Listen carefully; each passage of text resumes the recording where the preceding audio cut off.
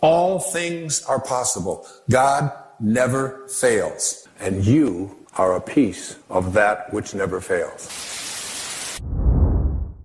One of the great teachers in my life was Carlos Castaneda. And Castaneda talked about his teacher, who was what they call a nagual, a Native American term that refers to all that is knowable. And his teacher told him that your life is like being born into a room, a mansion, if you will, that has 1,000 rooms. But you're born into one room. And this one room is called daily human awareness. And the only way you can get in is through conception and birth. You're in. And the only way you can get out, we are taught, is to die. So we spend our lives in this mansion in one room, even though there's 999 other rooms. We don't know how to get out into those rooms unless we die. So we wait to die. And what his teacher told him is, I can teach you how to get out of the room of daily awareness and into the other 999 rooms. And if you stay with me and learn all that I have to give you, I can teach you how to get out of the house altogether without having to die. And what we have to do in order to get to that place where we can take the keys and unlock the self-imposed prisons, or the prisons that we have given ourselves on the basis of what we have come to believe is our limitations, what we can and can't do. We have to let go of that. And I call it rewriting our agreement with reality. We literally have to make a whole new contract with what it is that I perceive to be what is possible for me.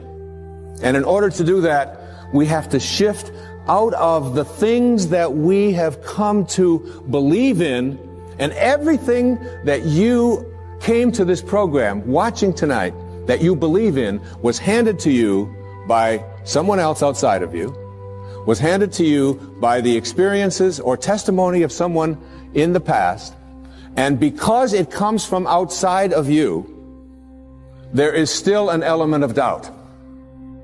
And this element of doubt isn't bad, but it keeps you from reaching higher levels, because what you think about is what expands. And if you're thinking doubt, then doubt is what expands.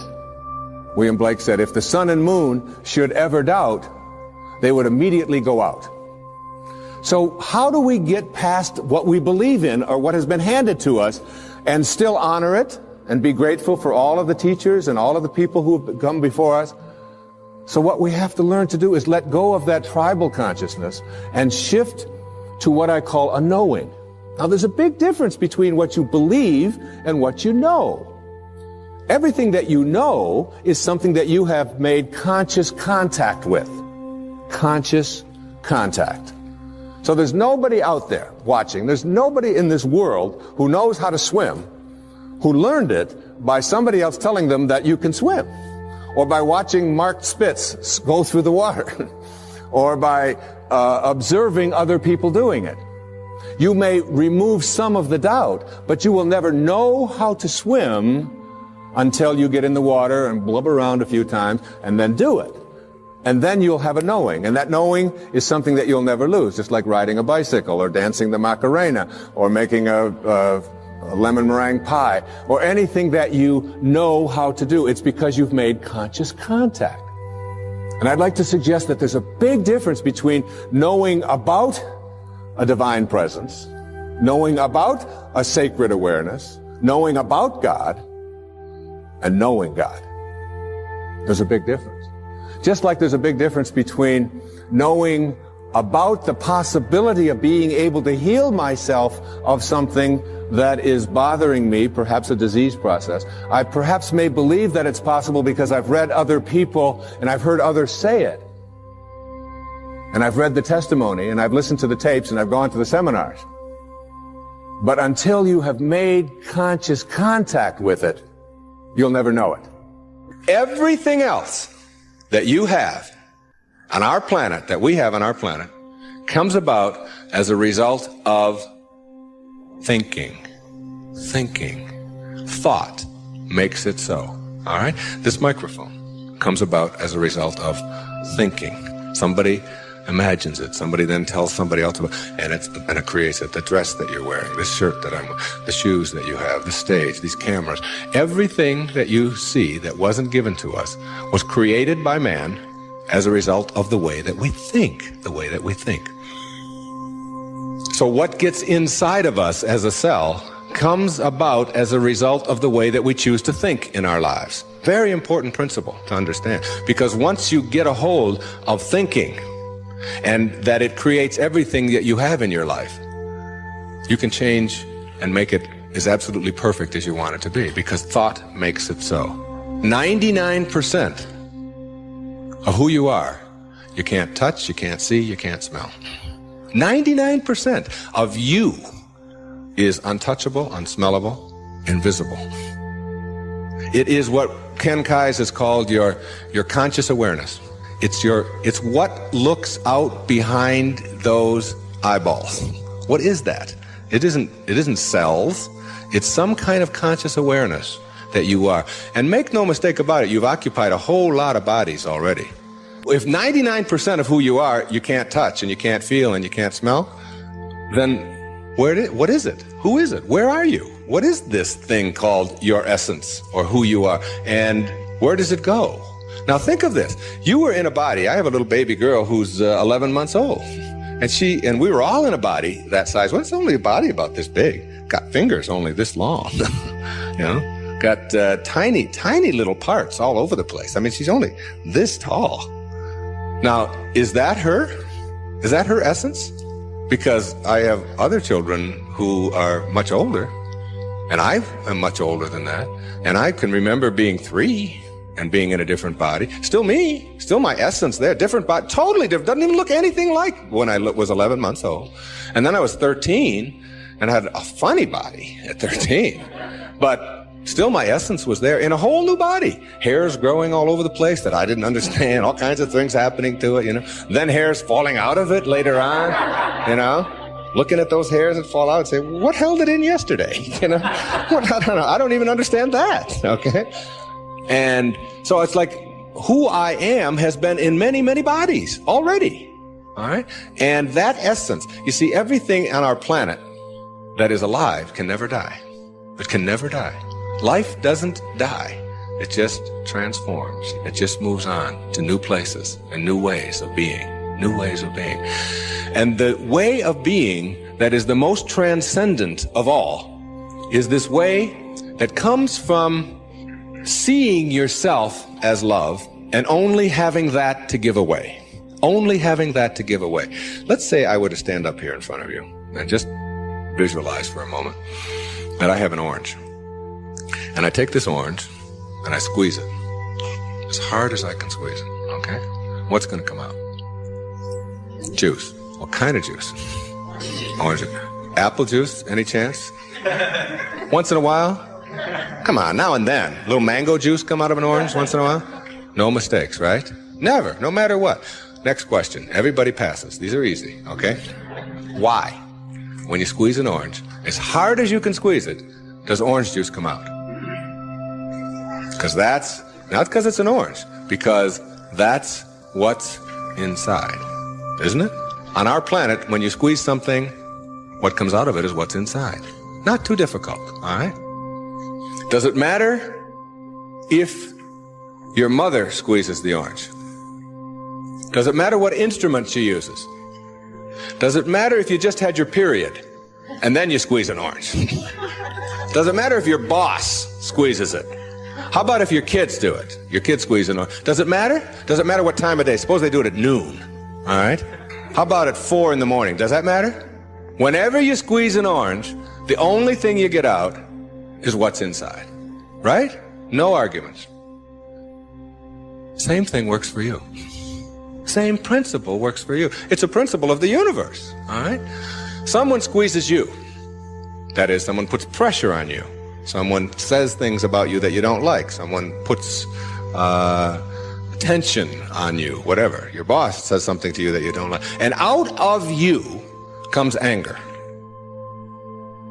And out of you comes hatred.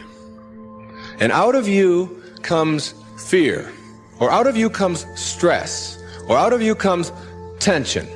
Why? Is it because of your boss and the way they squeeze you? Never. Is it because of your mother? I mean, she really can be a pain sometimes, right? Is it because of your children? No. What comes out of you always when someone squeezes you is what's inside. This is the vital principle of being a no-limit person. It's so crucial to get this and understand that if you have any hatred in your heart for anyone in this world, or any anger or any fear or any of those things, it has nothing to do with the rest of the world. It only has to do with what you put inside. Now, how does what gets inside of you get there? That's the key. How does it get there? As you think. Only as you think. You see, there's no anger in the world. There's no stress in the world. There's no tension. It's perfect. We've already established. It's a perfect place. It works just fine. It's all flowing the way it's supposed to flow. The evidence for it is, it is. That's all the evidence you need. Just look around you. Everything out there is a miracle. Everything, including you. There are no mistakes. It's all perfect. And everything that happens to you in your life, whether it's a trauma, whether it's a disease, whether it's somebody treating you in a certain way, there's a lesson in all of it. No limit people understand the lesson in life, and therefore celebrate the lessons. It's true. And when you get to that point in your life where you're not cursing the things that come your way and blaming the things that come your way, and particularly blaming it on somebody else, and you hear it all the time. She hurt my feelings. How's that possible? How can anybody hurt your feelings? Your feelings come from your thoughts. No one can hurt your feelings without your consent. No one can make a fool of you without your consent. No one can embarrass you without your consent. These are choices that you have that come from the way that you think. Living in the flow. The Tao and water are synonymous, according to the teachings of Lao Tzu. You are water. Water is you. Think about the first 9 months of your life after conception. You lived in and were nourished by amniotic fluid, which is truly unconditional love flowing into you, flowing as you. You are now 75% water, and your brain is 85% water, and the rest is simply muscled water. Think about the mysterious, magical nature of this liquid energy that we take for granted.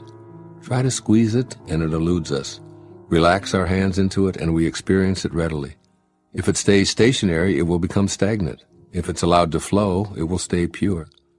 It does not seek the high spots to be above it all, but settles for the lowest places.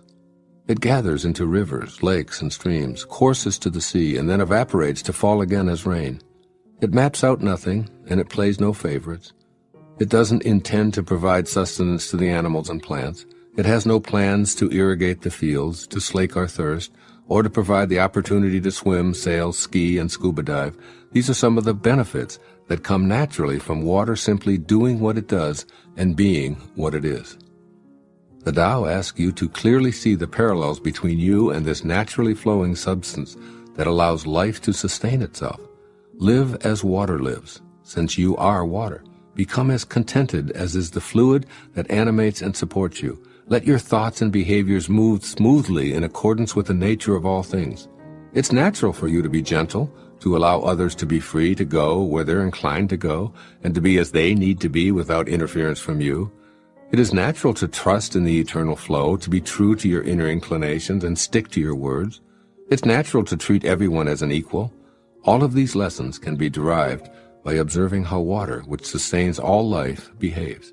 It simply moves, and the benefits it provides occur from it being what it is, in harmony with the present moment and knowing the truth of precisely how to behave.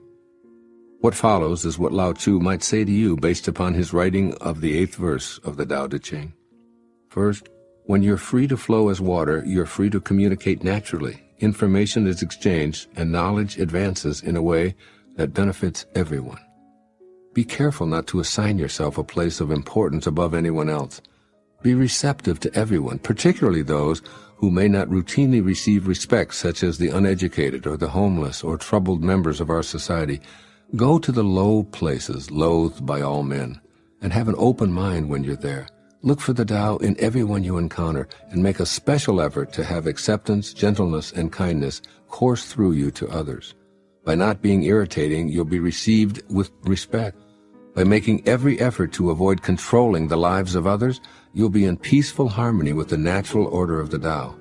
This is the way you nourish others without trying.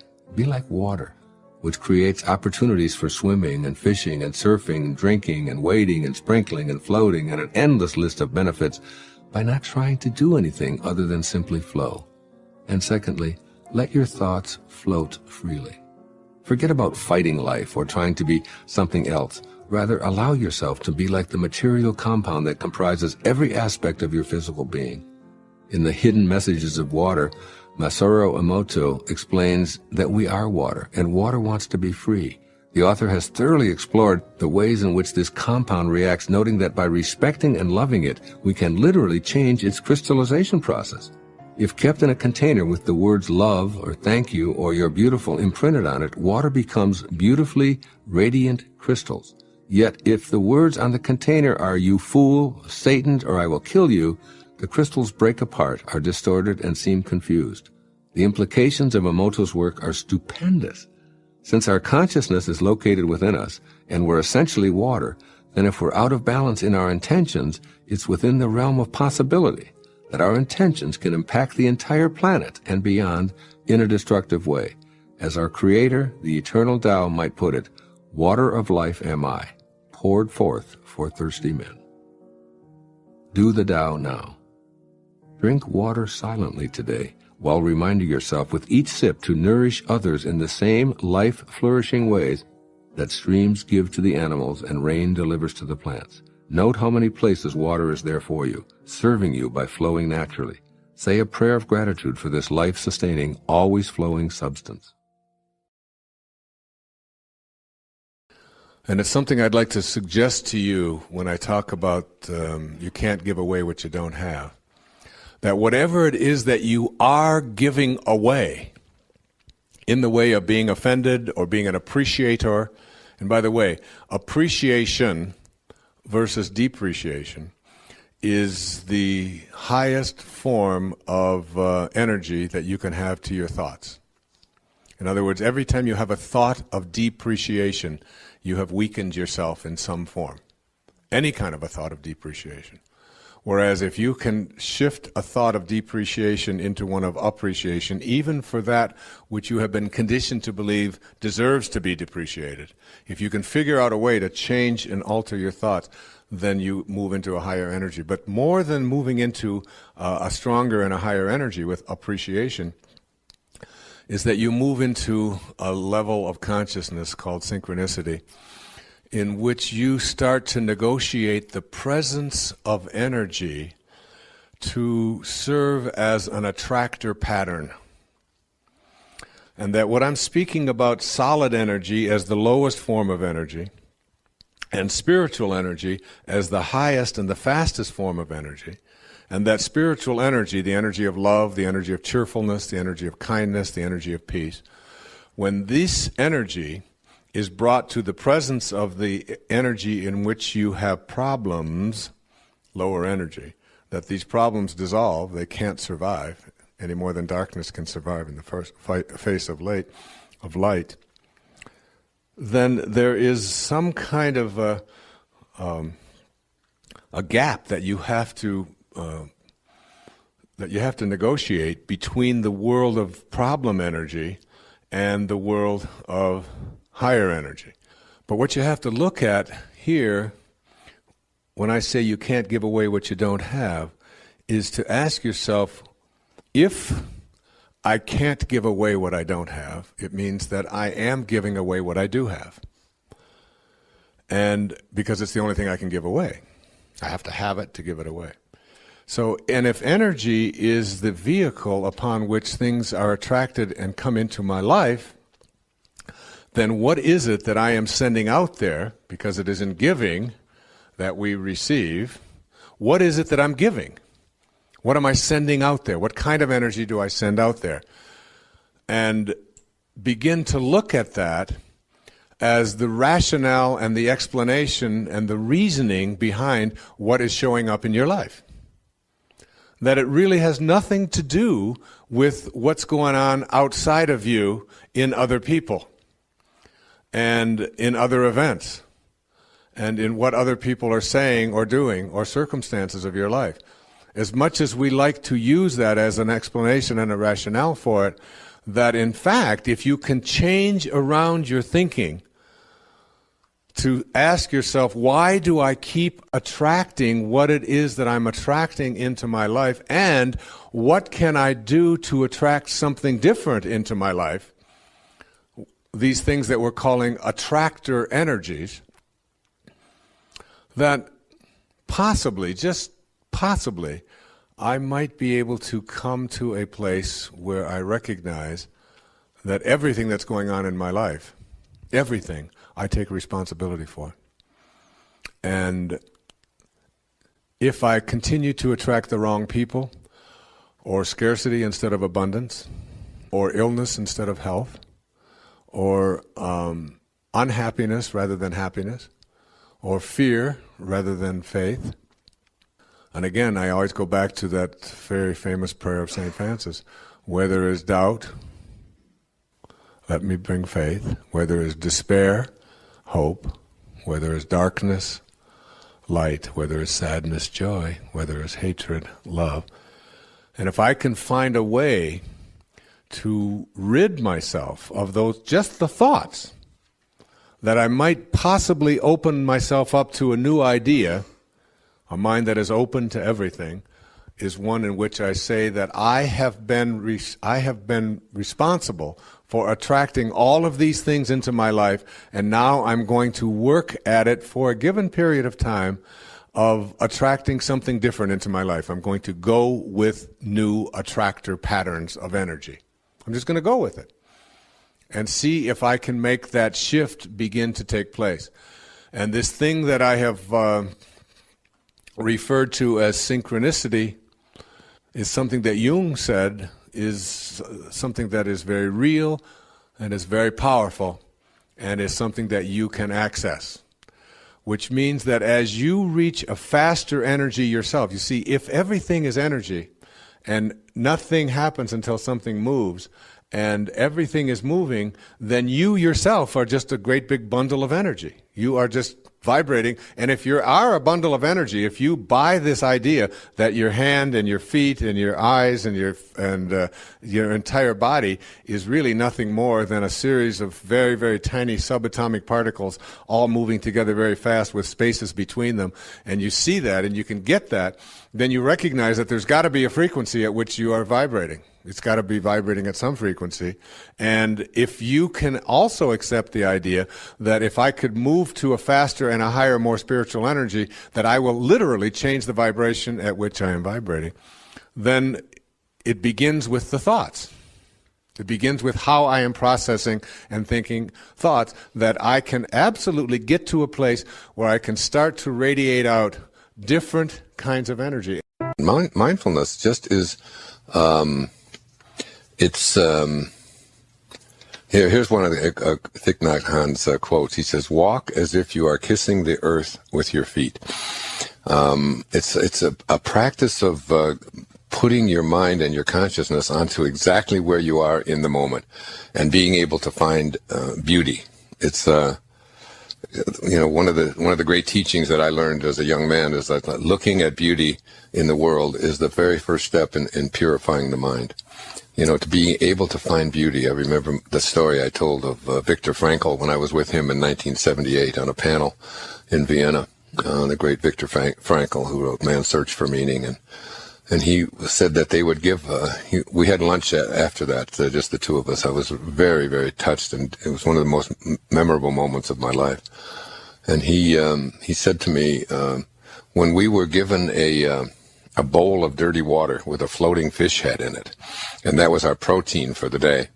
And he said you had to be able to find a way to find beauty in that. He said, when we're challenged with circumstances over which we have absolutely no control, that we're challenged to change ourselves. And instead of looking at this as poor me and this shouldn't be happening and isn't this awful, but looking at it in terms of this is where I am. This is where I am in here, in this moment.